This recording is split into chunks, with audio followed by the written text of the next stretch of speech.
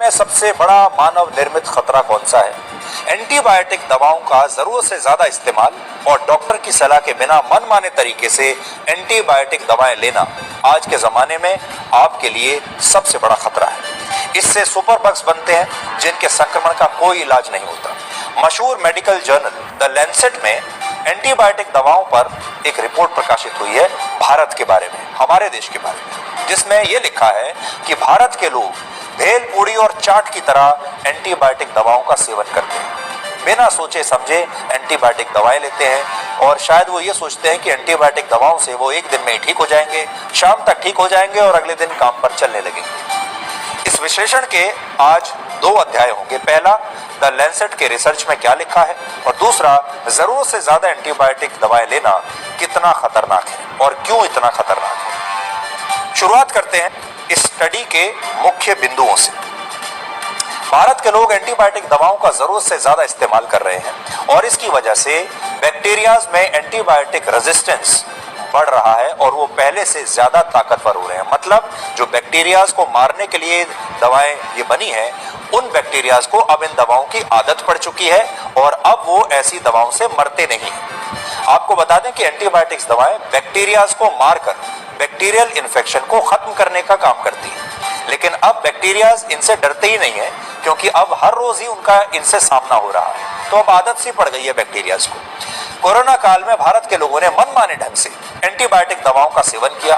Corona काल में azithromycin नाम की एक एंटीबायोटिक दवा को लोगों ने सबसे ज्यादा लिया है। एजिथ्रोमाइसिन एक ब्रॉड स्पेक्ट्रम एंटीबायोटिक दवा है जो कई बीमारियों के इलाज में काम आती है और ये दवा खास तौर पर गले और फेफड़ों के इन्फेक्शन के लिए दी जाती है। इसलिए कोरोना के समय में लोग सबसे ज्यादा इसी दवा को खा रहे थे, क्योंकि कोरोना के बारे में कहा जाता था कि वो सबसे ज्यादा आपके गले और फेफड़ों को ही पकड़ता है, तो लोगों ने दिल खोलकर ये दवाई खाई।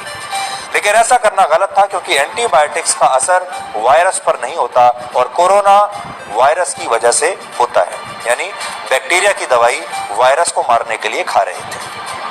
आमतौर पर एंटीबायोटिक्स तब दी जाती हैं जब शरीर में बैक्टीरियल इन्फेक्शन की पूरी तरह पुष्टि हो जाए और इसके लिए मेडिकल जांच करवाना या डॉक्टर से सलाह लेना बहुत जरूरी है। इसी रिपोर्ट में एक और खतरनाक बात मिली।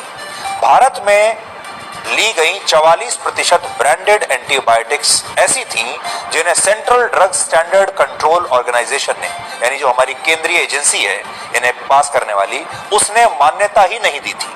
भारत में एंटीबायोटिक दवाओं के 1098 अलग अलग फॉर्मुलेशंस हैं और 10,100 ब्रांड्स जो इन्हें बनाते हैं और इनमें से सिर्फ 46% ब्रांड्स ही दवाओं को मंजूरी देने वाली केंद्रीय एजेंसी से मान्यता प्राप्त है।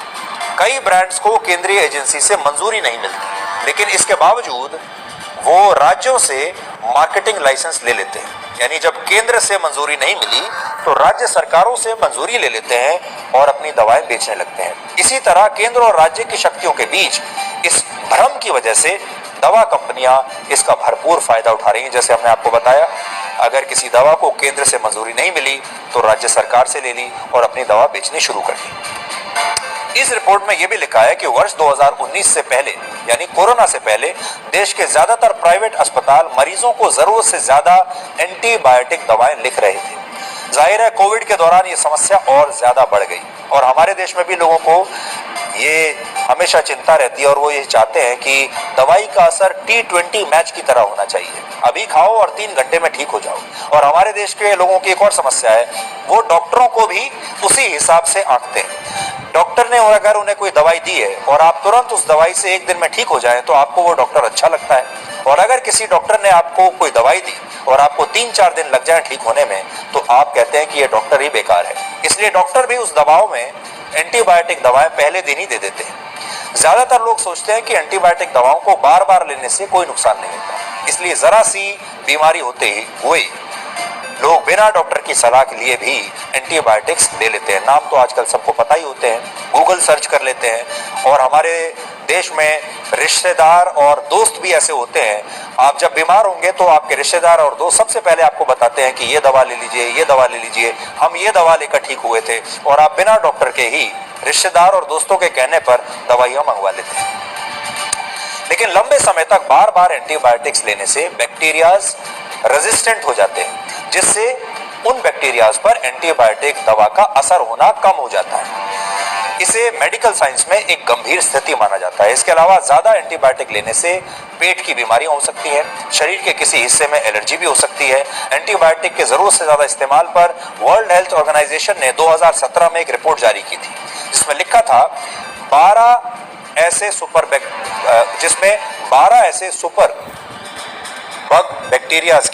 बैक्टीरियाज की पहचान की गई थी जो दुनिया के लिए बहुत बड़ा खतरा बन सकते हैं, और इन बैक्टीरियाज पर मौजूदा एंटीबायोटिक दवाएं अब असर नहीं कर रही है। इन सुपर बैक्टीरियाज की वजह से खून में जानलेवा संक्रमण हो सकता है और लाइलाज निमोनिया भी हो सकता है, जिससे मरीज की मौत भी हो जाती है।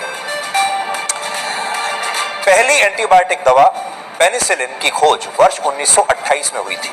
इसके बाद अलग अलग श्रेणियों में एंटीबायोटिक्स की खोज की गई। 1980 के दशक के अंत में आखिरी बार एंटीबायोटिक्स की एकदम ओरिजिनल क्लास की खोज हुई थी, और इसके बाद से वैज्ञानिक एंटीबायोटिक दवाओं की कोई नई ओरिजिनल क्लास खोज नहीं पाए हैं। इसलिए पूरी दुनिया में एंटीबायोटिक्स का क्षेत्र में सबसे ज्यादा रिसर्च एंड डेवलपमेंट की इस समय जरूरत है। फिलहाल वैज्ञानिक अपना काम तो कर रहे हैं, रिसर्च कर रहे हैं, लेकिन आपको सावधानी नहीं छोड़नी है। अपने डॉक्टर से सलाह लिए बगैर आपको कोई भी एंटीबायोटिक्स नहीं लेनी चाहिए। आमतौर पर डॉक्टरों की सलाह यही रहती है कि एंटीबायोटिक दवाओं का 5 दिन का कोर्स जब आप करते हैं तो 1 साल में 3 से 4 बार से ज्यादा आपको नहीं लेना चाहिए। तो एंटीबायोटिक्स का जो कोर्स होता है वो अक्सर 5 दिन का ही होता है, और डॉक्टर ये कहते हैं कि 1 साल के अंदर आपको इस तरह के 3 से 4 कोर्स से ज्यादा नहीं लेने चाहिए, और ये भी सिर्फ बैक्टीरियल इन्फेक्शन होने पर ही लेना चाहिए।